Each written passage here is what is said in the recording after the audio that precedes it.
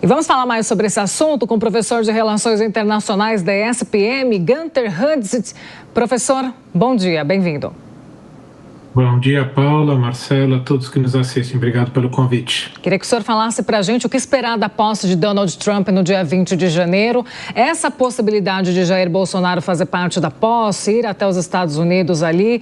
A gente não sabe se vai ter essa possibilidade dele ir ou não, mas de que forma também essa participação dele deve influenciar aí na posse de Donald Trump e fortalecer ainda mais. Bom, a posse de Donald Trump é impactante para o mundo inteiro. O Brasil, nesse cenário, é um ator secundário, na melhor das hipóteses, falando a verdade, porque Trump está interessado muito mais em China e resolver as duas guerras, as duas maiores guerras que estão em andamento, Ucrânia e Gaza. Portanto, esse convite, né, ao ex-presidente Jair Bolsonaro, eu vejo muito mais uma gestão, principalmente, né, do deputado Eduardo Bolsonaro junto à equipe do presidente Donald Trump, do que efetivamente a atenção, né, do presidente eleito, futuro presidente a partir aí do dia 20, em relação à importância do Brasil para ele, para o seu futuro governo e até pessoalmente mesmo, né, nessas relações. Ele já deu muito mais atenção a Eduardo Milei, isso já ficou claro, né? Afinal de contas, Milei está na presidência da Argentina, já demonstrou, né, uma aproximação muito maior, até mesmo do que o ex-presidente Jair Bolsonaro, e, portanto, essa atenção se volta a dar, né, dos Estados Unidos para a Argentina e não para o Brasil. Exatamente, né, professor? Hoje, bom dia ao senhor. Hoje o Brasil tem aí dificuldade de ser protagonista, por incrível que pareça, na própria América do Sul, né, professor?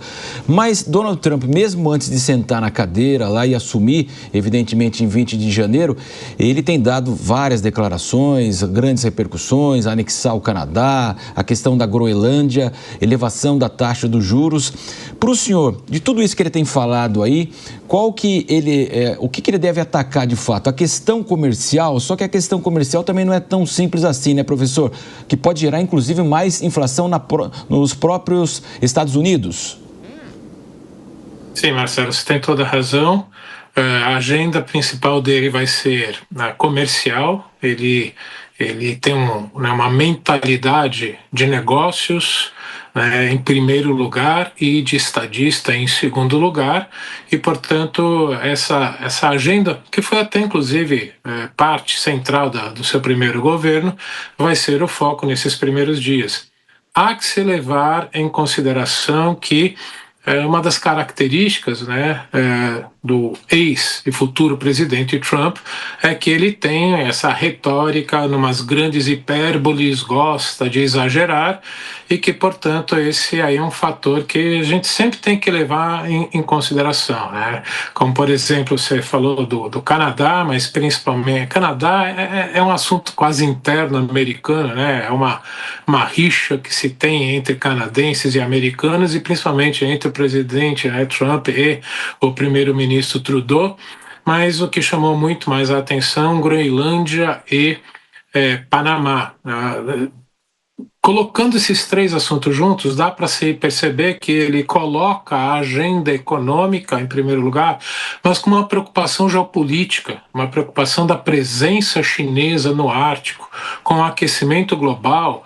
O derretimento mais constante, né, do Oceano Ártico já está abrindo quase que praticamente o ano todo essa passagem norte, a ligação entre o Pacífico Norte e o Atlântico Norte, e que os chineses vêm aumentando a presença lá, os chineses estão aumentando a sua frota de quebra-gelos, a Rússia está presente muito grande, se eu não me engano, em torno de 60 quebra-gelos, e os Estados Unidos não estão preparados para isso.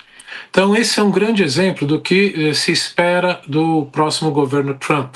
China, o grande objetivo dele é a maior ameaça à liderança americana no mundo. Isso é um consenso na elite econômica, política, intelectual americana. A China é realmente o grande inimigo. Isso vem já desde o governo Obama, quando ele implementou o pivô para a Ásia. que, diga-se de passagem, o Trump não mudou nem um pouco durante a sua presidência, e que ele vai utilizar esses instrumentos comerciais para fazer essa frente a essa expansão chinesa pelo mundo, em especial a América do Norte, até mesmo aqui na América do Sul. Professor, bom dia. Obrigado por estar aqui conosco. Nas últimas semanas, nós temos visto um movimento das Big Techs em se aproximar ao discurso de Donald Trump com relação à questão da liberdade de expressão.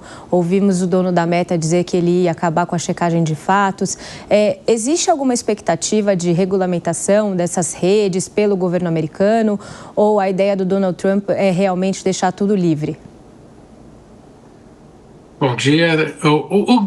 A visão de Trump, né, é de realmente liberdade absoluta, né, mesmo quando essa liberdade absoluta significa mentir, dar dados falsos, né, como já se ficou, né, já há inúmeros exemplos ad nauseam, como alguns gostariam de dizer, que praticamente cada discurso dele é recheado de inverdades. E, portanto, se ele tem essa percepção, isso deve ser, de novo, a característica do seu governo, e que vem também em cima de uma cultura americana de uma liberdade extrema, né, de você se posicionar e falar, principalmente a famosa primeira emenda da Constituição americana, que garante a liberdade de expressão.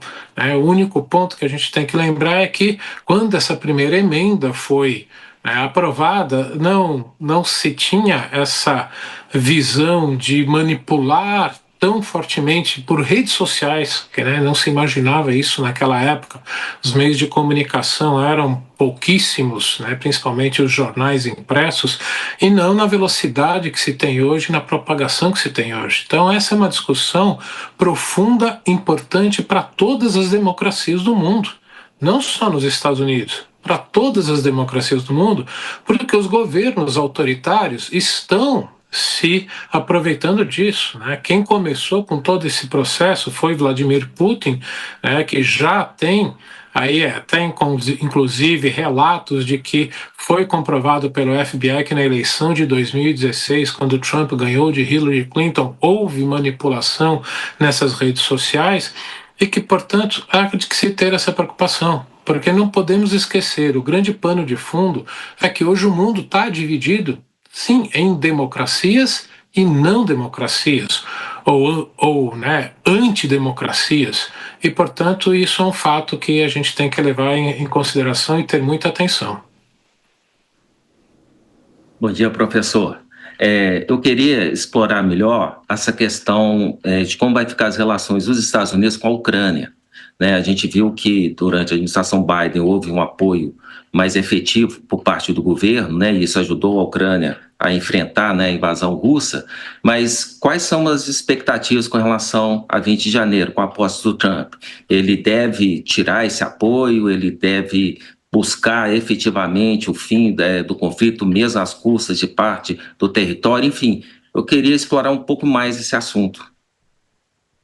Bom, primeiro a gente tem que ter em mente que quem é o grande assessor dele para a questão da guerra entre Rússia e Ucrânia é o ex-general Keith Kellogg.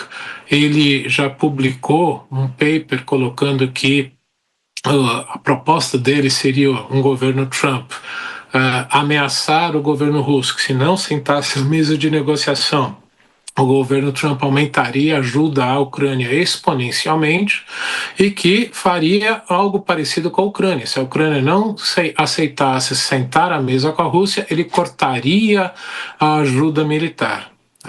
Isso para quê? Porque o que o presidente Trump prometeu foi parar a guerra. Aí está o ponto importante.